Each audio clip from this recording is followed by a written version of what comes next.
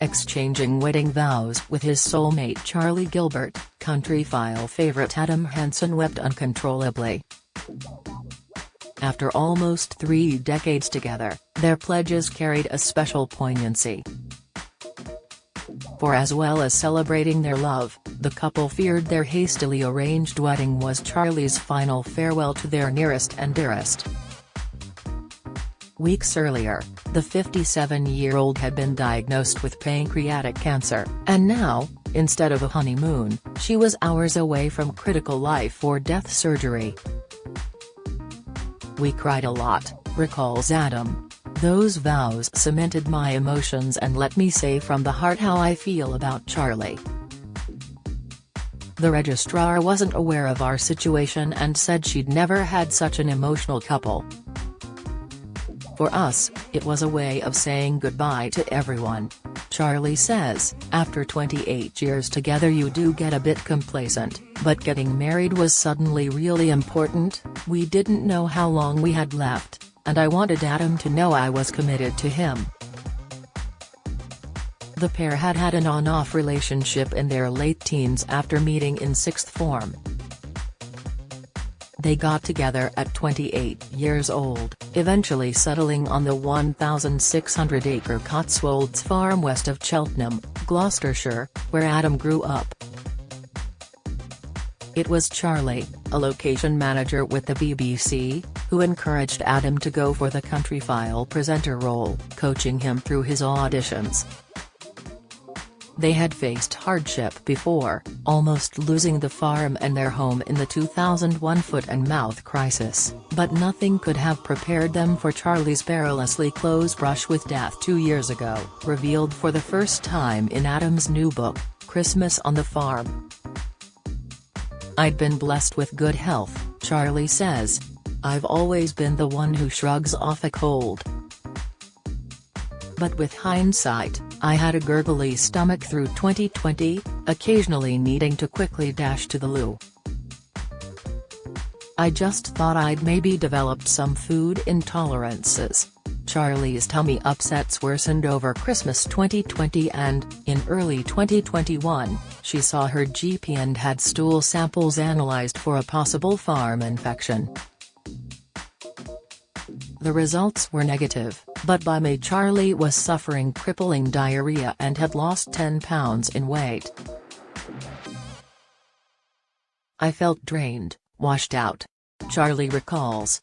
The GP said the next step was something called a malabsorption test to check my digestion. It revealed Charlie wasn't producing enough enzymes to process her food and GP diagnosed an insufficient pancreas, treatable with diet changes paired with a medication called Creon. But Charlie says, "I'd sneakily Googled my symptoms and found they could indicate pancreatic cancer. I mentioned it to the GP and she recommended a scan.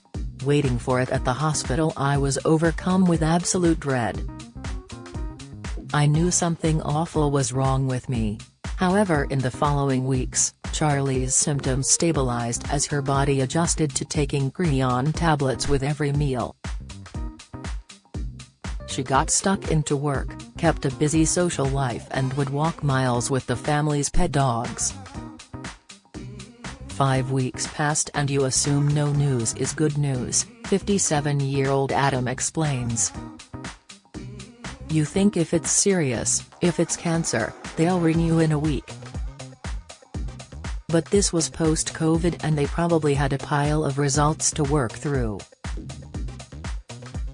With Adam away filming in Scotland, Charlie was home alone in August 2021 when her GP called with devastating news. "It was both barrels," Charlie remembers. "The scan showed a 4.5 centimeter tumor on my pancreas, in a really tricky position. We knew people who died of pancreatic cancer and I absolutely felt this was going to be the end of my life." Unaware of the drama unfolding back at the farm, Adam called Charlie before his flight home, and was left feeling totally lost by news of the diagnosis. As a farmer, you're solving problems every day from the moment you wake up until you go to bed, he says. But I didn't have the skills or knowledge to fix this. I was terrified. It was emotionally overwhelming. All I could do was deal with the facts and be as supportive as possible. Days later, the shell-shocked couple had the diagnosis confirmed at Gloucester Royal Hospital. I felt physically sick, remembers Adam. Charlie says, our darkest fears were confirmed. Adam had to practically carry me down the corridor. My legs were like jelly. Pancreatic cancer kills over 9,500 people a year in the UK and often goes undetected until it is too late to treat effectively. But in Charlie's case, her oncologist offered the tiniest sliver of hope. Because it didn't look like the cancer had spread to other organs, he suspected it might be a more treatable but rarer neuroendocrine tumor. A urine test would tell for sure, but it would take 28 days for the results to come back. If not, Charlie was warned she was likely facing palliative care. Setting off for the drive home, Adam was still grappling with the crushing diagnosis when Charlie dropped another bombshell, but this time an unexpectedly happy one.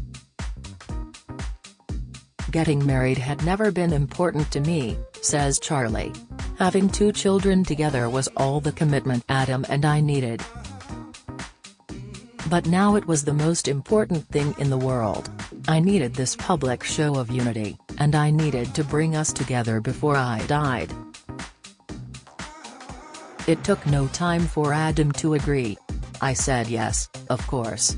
He says. Whatever Charlie wanted, I was there for her. The couple broke the cancer news to their 2 children, Ella, 25, now away traveling in New Zealand, and Alfie, 21, who works in an investment company. I explained it in the shallowest of terms and with a few white lies, Adam says. We didn't want to scare them when we still didn't know the full facts.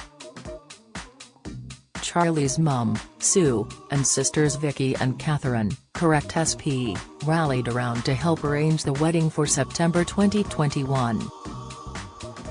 In the meantime, Adam was still filming for Countryfile, his on-camera smile masking his anguish. He says, "You're an actor. You just do it." I confided in the series producer and the team were very supportive. They facilitated a lot of filming on the farm so I could be at home for the family. Faced with an agonizing month-long wait for Charlie's test results, Adam instead tracked down one of Britain's leading experts in pancreatic surgery, Professor Giuseppe Fusi. He threw the couple a lifeline. The cancer not only looked operable, but a biopsy confirmed it was a neuroendocrine tumor. It was going to be an incredibly complex operation, Adam recalls. And he wasn't 100% sure what he was going to find, but he told Charlie he would do his best, and said she would see our grandchildren one day. Charlie was booked in for surgery for September 10 and the day before, Adam and Charlie were joined by their closest friends and relatives, who knew of Charlie's condition, at Stroud Register Office.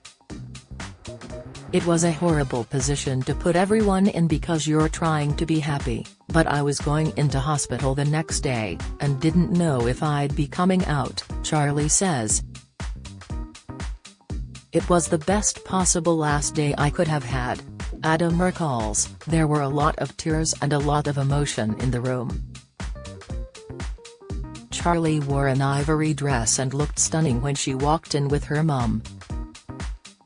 We were both crying through the vows, and the next very emotional time for me was giving a speech at the reception. I talked about all the lovely things we'd done, how strong we were together, how we were going through some very, very difficult times, but we would come out the other side. The following day, the family drove to London for Charlie's op. Saying goodbye to them all at the hospital was horrible, she says. Cancer is so lonely, you get all this love and support from everyone, but you're still on your own. It's so hard. I'd written letters to Adam, the children and my sisters, and left them in my bedside table for them to find. All I could do now was cling on to the fact that I still had a chance, however tiny. Charlie's surgery was due to begin at 7 a.m. the following morning. After a sleepless night, Adam and the kids killed time by walking around London, until his phone rang around 4 p.m. The thought of life without Charlie was terrifying, explains Adam. I just didn't know how I was going to handle it. Instead I kept the best possible outcome in my mind, and ultimately that's what it was. Fusai told me the operation had gone well. It was such an enormous relief. After 3 days in intensive care and another week recovering in her private room, Charlie was allowed home to begin her long convalescence, feeling like she'd been hit by a bus. I'd been told to try and get moving to help my body heal, so I'd walk a little further each day, with help at first, says Charlie.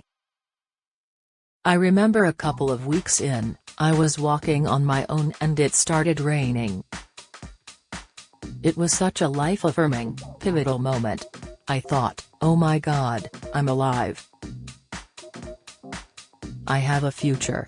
2 years later, Charlie is now back to work part-time and living from one 6-monthly scan to the next.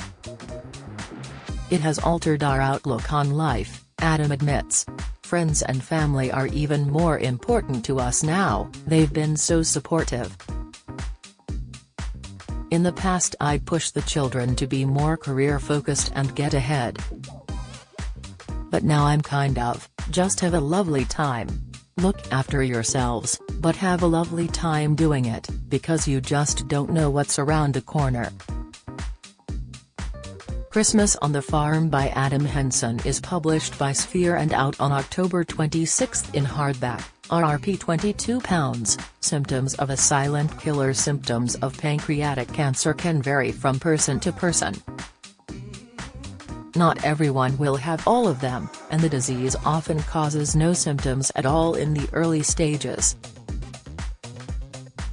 Some common signs to look out for are, feeling sick, indigestion, tummy or back pain, changes to your stools, particularly pale, oily, floating poo, unexplained loss of weight or appetite, and jaundice, which causes yellow skin or eyes and itchy skin. Symptoms can be due to something else, but it's vital to get checked out if you're feeling unwell. Your GP or NHS 111 is the first port of call. Mention anything unusual, even if you don't think it's relevant. Go back and ask for tests if your symptoms don't improve, and keep a diary of them. For more information and support, visit pancreaticancer.org.uk. To buy a copy of the book, visit littlebrown-titles.co.uk.